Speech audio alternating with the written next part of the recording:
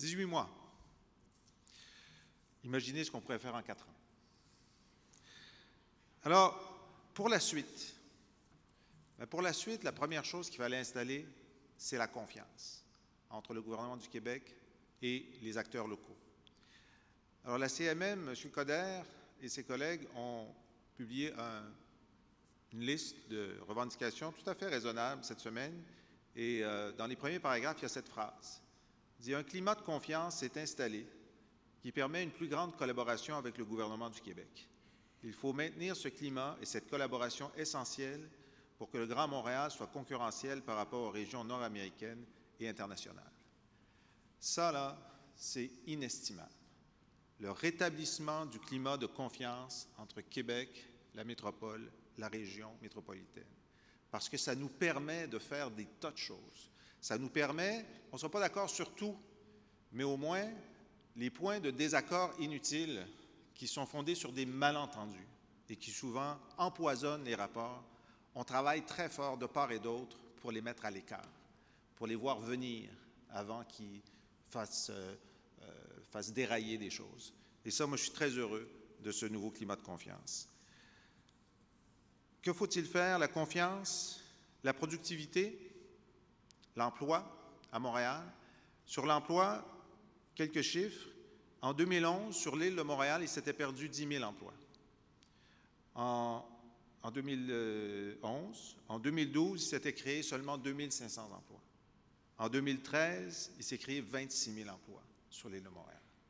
C'est quand même remarquable et ça sous-estime l'emploi sur l'île de Montréal parce que, comme vous le savez, 40 des Lavallois travaillent sur l'île, 40 des gens qui sont sur les zones urbaines de Montérégie et de la Naudière, ce qui fait qu'en fait, c'est plutôt environ 37 000 emplois qui se sont créés sur l'île l'an dernier et 10 000 de ceux-là sont occupés par des gens qui traversent les ponts pour venir les occuper. Et c'est pourquoi on trouve si important de retenir sur l'île les familles qui veulent y être.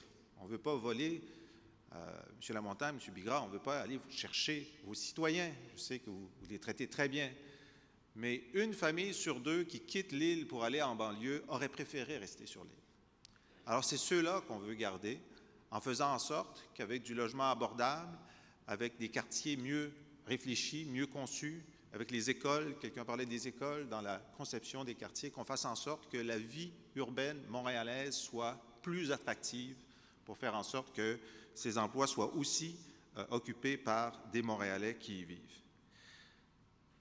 Productivité, c'est intéressant parce que lorsqu'on dit qu'on a une politique économique, industrielle, d'exportation, d'innovation, on a consulté tous les acteurs, principalement de la région de Montréal, ailleurs aussi, mais la locomotive économique du Québec, c'est la métropole, et c'est les gens qu'on a écoutés pendant qu'on a élaboré ces politiques-là. Et j'étais intéressé de voir au moment où on les a annoncés que la Chambre de commerce du Montréal métropolitain, le Conseil du patronat, toutes les organisations patronales ont dit c'est exactement ce qu'il faut faire. Ce que le gouvernement du Québec a avancé, c'est exactement ce qu'il faut faire.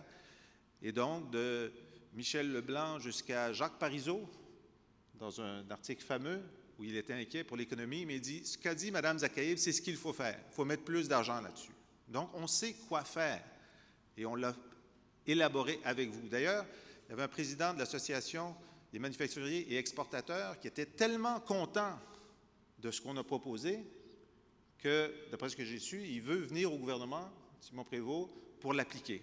Ça, c'est une bonne nouvelle. Les investissements étrangers.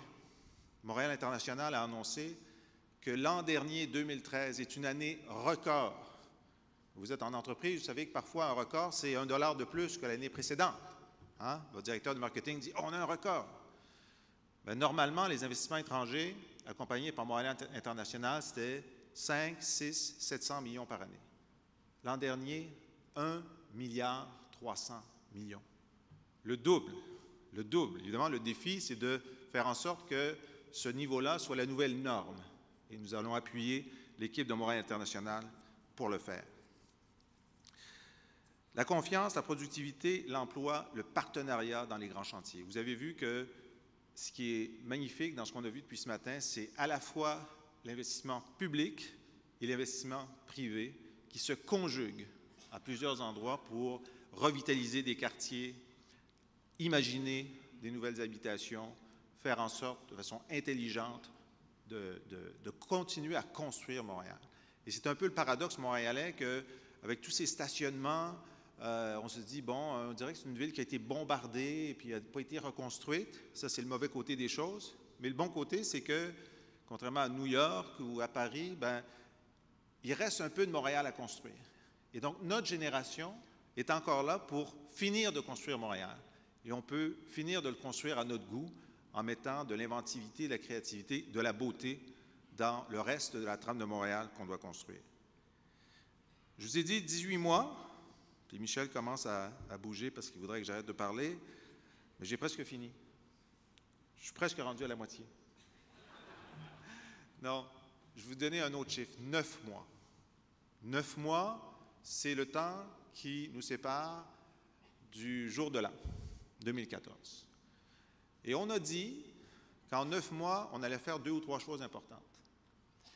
On allait déposer ce printemps une proposition de réforme des agences de transport de la région métropolitaine. On va en débattre et on veut prendre une décision d'ici 9 mois pour pouvoir mieux arrimer l'ensemble de notre stratégie de transport public pour la région de Montréal, évidemment avec la CMM, avec les élus. Il faut faire ce débat, il a été retardé trop longtemps. Nous allons le faire, nous allons prendre une décision.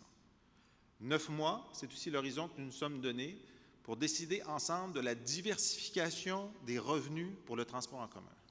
Ça fait trop longtemps que ça dure, il y a des propositions sur la table, il y a des choses à faire, et on a besoin de cet argent-là pour les exercices financiers qui s'en viennent dès 2015. Donc, encore une fois, avec Sylvain Gaudreault, nous allons déposer une proposition pour la diversification des revenus, nous allons en débattre d'ici à la fin de l'année et nous allons trancher. Et nous allons savoir où nous allons. Le statut de la métropole. Est-ce que Montréal devrait avoir les mêmes pouvoirs qu'une autre ville? Ben d'abord, évidemment non. Et d'ailleurs, ce n'est déjà pas le cas. Montréal a déjà un peu plus de pouvoir que les autres villes. Et Pierre Desrochers l'a noté tout à l'heure, en 2008, le gouvernement précédent avait posé quelques gestes en ce sens. Est-ce que ça suffit? Non. Est-ce qu'on doit discuter d'un statut de métropole qui est plus étoffé? Oui. Jusqu'où ça ira? Je ne le sais pas, parce que nous avons l'esprit ouvert. La mairesse, la première ministre a rencontré le maire, Denis Coderre, et ils sont sur la même longueur d'onde.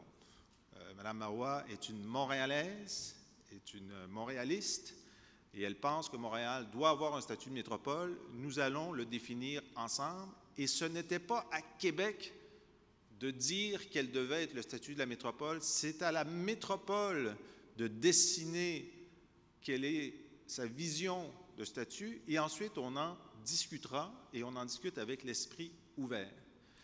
Et je ne vous dirai pas ce que la première ministre va dire le 3 avril ici, mais certainement lorsqu'on parle d'un horizon 2017, pour tout ce qu'on veut faire dans la ville, l'idée du statut de la métropole devrait se voir et se concevoir dans cet horizon-là. Alors, on a du beau travail à faire ensemble. On a fait beaucoup de réparations.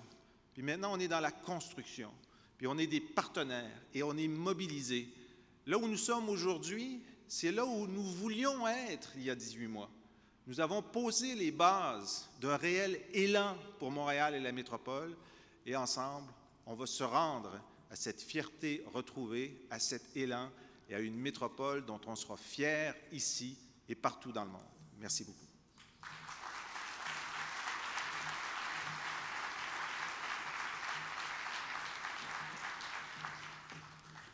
Merci, Monsieur le ministre.